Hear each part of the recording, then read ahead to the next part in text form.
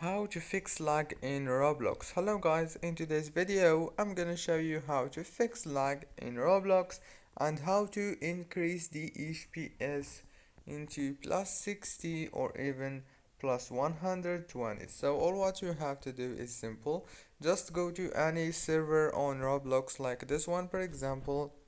Go to the top corner, click on Roblox logo and go to settings, scroll down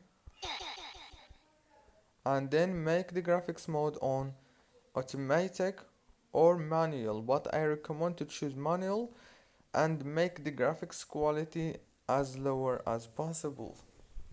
Now go back to people option here and click on this leave, click leave, and it will take you to the home page as you can see.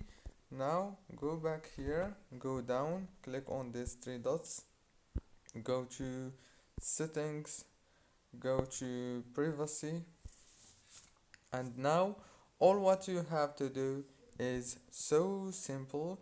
Just turn off the communication from here, choose off.